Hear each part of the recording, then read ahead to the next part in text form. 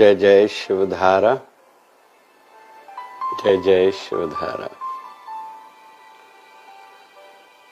इंसान का जन्म ही किसी न किसी इच्छा, तृष्णा या पिछले जन्म की वासना के कारण ही हुआ है।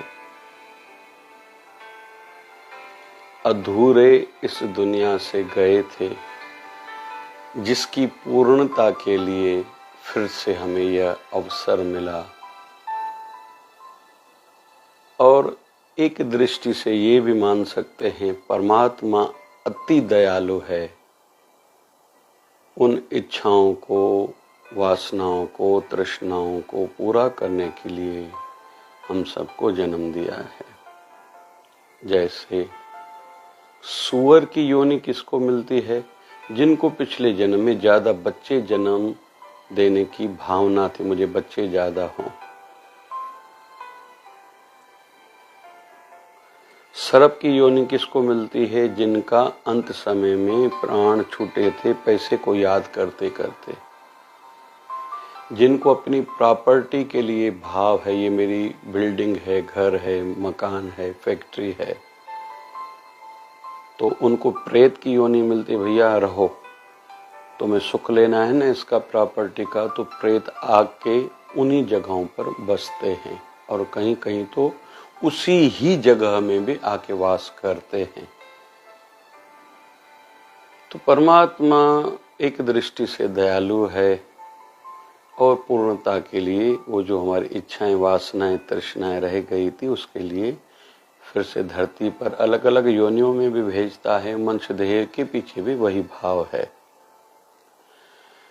और दूसरी योनियां इंसान को छोड़ के जितनी भी हैं, उसमें धरती पर जितनी योनियां हैं, जड़ है या चेतन है, मतलब वृक्ष है, पहाड़ है आदि, पशु हैं, जितने प्रकार के भी जानवर हैं, जो भी हैं, और देवता भी, ये भोग योनि हैं। इनको केवल भुगतना है जो उन्होंने किया था। लेकिन इंसान एक भोग योनि भी है, भोगने के लिए आए हैं। जो भी पिछला खाता था, हमारा अकाउंट था, उसको पूरे करने के लिए भी आए हैं। फिर पॉजिटिव भी, नेगेटिव भी, जो सुख के रूप में सामने आया है या दुख के रूप में आया है, ये पिछले जन्मों के कर्मों के आधार पर ही परमात्मा न्याय करता है। किसी को अमीर घर में जन्म है, पिछले जन्म में दान किया होगा, जन्मते ही इतना सुख है। किसी का दरिद्र परिवार में जन्म है, जन्म से कोई सुख नहीं, पिछले जन्म में दान नहीं किया होगा।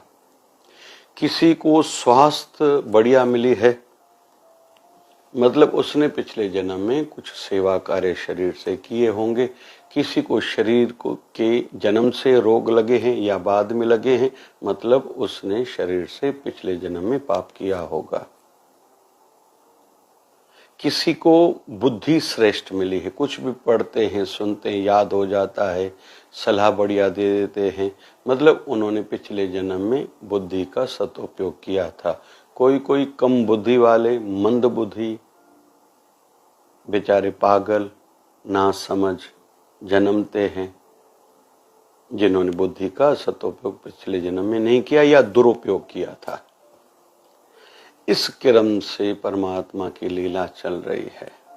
तो इंसान कर्म भोग योनि है, लेकिन इंसान कर्म योनि भी है।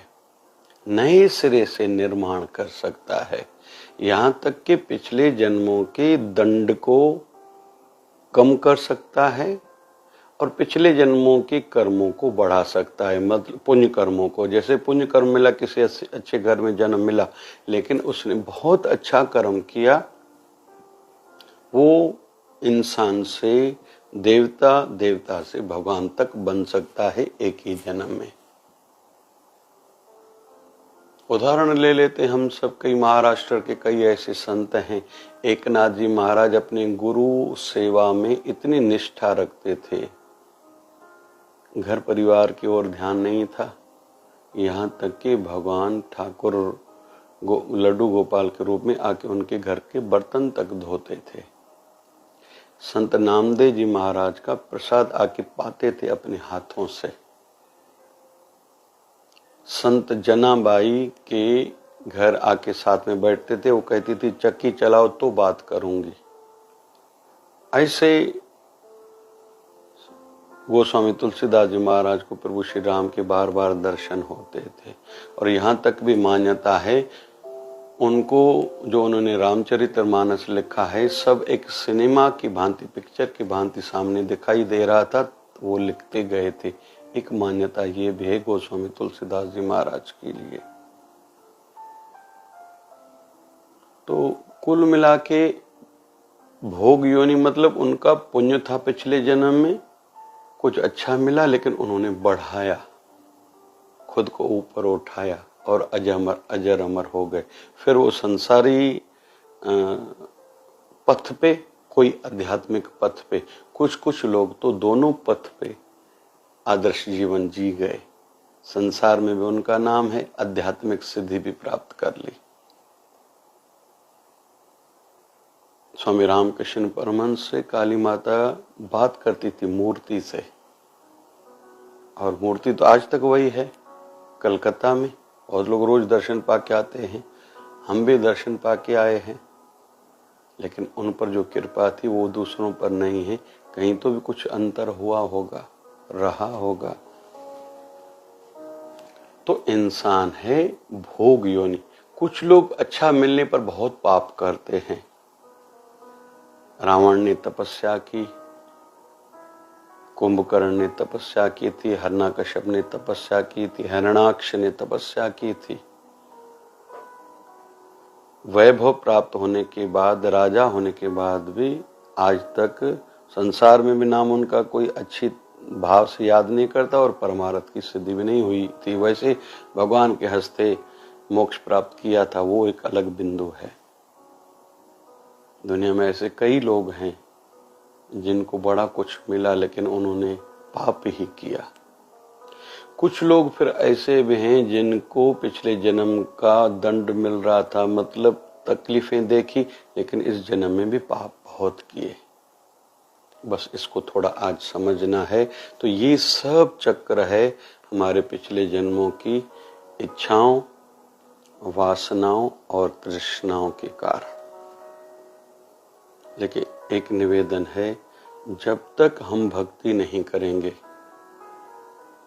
सत्संग ज्यादा नहीं सुनेंगे, त्याग ज्यादा नहीं करेंगे, और संतोष जो है सब बढ़िया, भक्ति ज्यादा, सत्संग ज्यादा मन को समझाने के लिए, सत्संग किया तो जीवन में त्याग आएगा, वैराग्य फिर त्याग से जगता है, त्याग फिर वैराग्य।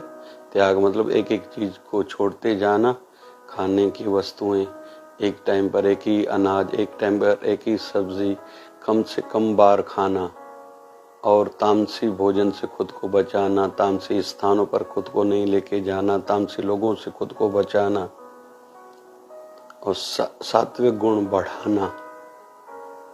तो भक्ति, सत्संग, कथा के माध्यम से भक्ति की दृढ़ता, त्याग, और तीसरा संतोष जो है बढ़िया। हम तृष्णाओं से, वैसे अंदर की जागृता भी साधना कराते हैं गुरुदेव कि मन में कोई भी बुरा विचार जगे उसी समय खुद पर कंट्रोल करो, और ख्याल को ख्याल से खत्म करो। उल्टा विचार मन में जगा, उसको विचार से काट दो, नहीं भैया मुझे नहीं करना। तो संसार में डूबने के लिए, नर्क जाने के लिए, 84 लाख योनियों में भटकने के लिए, खुद को दुखी होने के लिए नहीं आया हूँ। यह उपाय भक्ति, त्याग, संतोष जो है बढ़िया है, और खुद पर मन पर नियंत्रण, जागरूकता। नहीं तो क्या होगा, जैसे कहते हैं कि एक साधु इधर उधर से कुछ मांग की भक्ति करके जीवन व्यतीत कर रहे थे। एक दिन मन में आया, रोज इधर उधर घूमता हूँ, मेरा अपना खुद का कोई आश्रम, कोई कुटिया नहीं है, क्यों न बनाऊं। एक गांव में गए तो किसी से चर्चा करी, उन्होंने कहा कि हमारे राजा बहुत अच्छे हैं, आप चाहो तो उनसे धरती मांगो, अपनी को क्या बना सकते हो। इसको पता चला अमुक दिन पर राजा सवेरे जो उनके पास आता है बहुत कुछ दे देते हैं। ये भी गए, बड़ी लाइन लगी हुई। उन्होंने देखा राजा सबको सब कुछ दे रहे थे, उनके कहे अनुसार, मांग अनुसार मुझे भी दे देंगे। उनका नंबर आया, राजा ने प्रणाम किया, साधु के स्थान के आने का कारण पूछा। साधु ने कहा मुझे अपनी कुटिया के लिए धरती चाहिए। तो राजा ने एकदम कहा कितनी। अभी ये साधु के मन में विचार आया कितनी, मतलब मैं तो छोटी कुटिया सोच रहा था, तो राजा है तो बोल रहा है खुद कितनी, तो ज्यादा क्यों न कहूं, कितनी कहूं, 5000 फीट, 10,000 फीट। ये साधु अंदर सोच रहे हैं 15,000 फीट, 20,000 फीट। राजा ने फिर से कहा हे महात्मा कितनी धरती चाहिए। साधु का भी थोड़ा विचार बढ़ा, 25,000 फीट क्यों न लूं, 30,000 फीट क्यों न लूं, 1 एकड़ ही क्यों न ले लूं। राजा ने तीसरी बार कहा महाराज जी आपको कितनी धरती चाहिए हे साधु पुरुष। अभी साधु के मन में आया कि 2 एकड़ फिर क्यों न मांग लूं, भला 5 एकड़ ही क्यों न मांग लूं। राजा समझ गए कि साधु को शायद ज्यादा धरती चाहिए, ये कह नहीं पा रहे हैं। राजा ने कहा हे साधु जी आप ऐसे करिए, यहाँ से चलते जाइए और रात तक, संध्या सूर्य ढलने तक वापस आ जाइए। जितनी आप दूर तक जाएंगे वो धरती में आपको दे दूंगा। और इधर से पीछे से जो 2 घोड़े सवार पीछे लगा लिए सैनिक कि साधु कहाँ तक जाते हैं वहां लकीर खींच लेना, कल इनको साधु के नाम पर ये धरती कर दूंगा। अभी साधु चलने लगा, विचार आया थोड़ा जल्दी जल्दी क्यों न चलूं, धीरे धीरे धरती कम मिलेगी। फिर बढ़ने लगी स्पीड साधु की चलने में। फिर मन में विचार आया भागूं क्यों नहीं, भागने लगे। तो दोनों घोड़े सवारों ने कहा कि हे साधु आपको पानी पीना है क्या, प्यास लगी होगी। साधु सोचने लगा ठहरूंगा तो इतनी धरती कम मिलेगी, पानी तो कब भी पी सकता हूँ। भागता गया। अभी विचार आया सूर्य ढले नहीं तब तक राजा के पास लौटना है। फिर लौटने लगा, लेकिन फिर से भागने लगा क्योंकि बहुत सी यात्रा आगे कर चुका था, आगे जा चुका था। स्पीड बढ़ा ली, संध्या तक राजा के पास तो आके पहुंचा। दौड़ते दौड़ते बहुत थक गया, लेट गया। पूरा दिन भागने के कारण साधु की मृत्यु हो गई और उनको कुछ मिला नहीं। अवसर मिला था लेकिन उनको प्राप्त नहीं हुआ, उल्टा उसकी मौत हो गई। यह कथा उस साधु की नहीं है, यह हम सब की, संसारियों की कथा है। ये हमारी जो तृष्णा है ना, दिनों में दिन हमें भटकाती है, दौड़ाती है।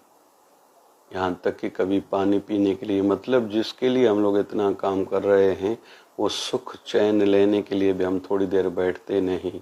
कभी परिवार के साथ नहीं बैठते, कभी सेवा कार्यों को समय नहीं देते।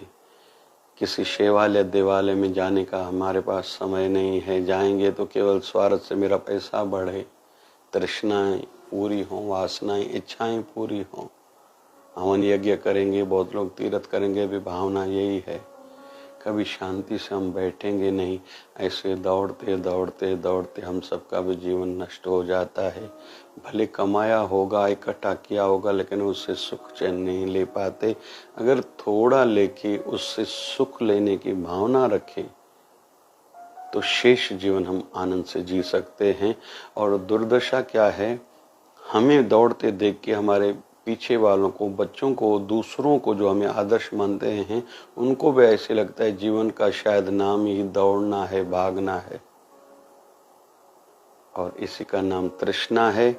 उनके मन में भी यही तृष्णा जगती है जिसके कारण हर कोई नरक की ओर जाने की यात्रा कर रहा है, वैकुंठ की ओर यात्रा नहीं कर रहा। समय खुद को नहीं दे रहा, भावना तक नहीं जग रही है। क्यों? क्योंकि ये इच्छाएं, तृष्णाएं, वासनाएं इंसान को भटकाती हैं। और इनसे बचने का उपाय है भक्ति करना, त्याग करना, जीवन में संतोष का होना, जितना है सब बढ़िया है, जो मिला है वो किसी से कम नहीं, और जो नहीं मिला उसका गम भी नहीं। और साथ साथ में खुद पर, मन पर नजर रखें कि उल्टे थॉट तो नहीं आ रहे मेरे मन में, उल्टे विचार तो नहीं आ रहे। बस जीवन में ये 4 गुण अपनाएं, खुद को इच्छाएं, तृष्णाएं, वासना से बचा के शेष जीवन आनंद में जिए और 84 लाख योनियों से खुद को बचाएं। इसी में समझदारी है, यही ज्ञानी के लक्षण है। जय जय शिवधारा, जय जय शिवधारा। प्यारा प्यारा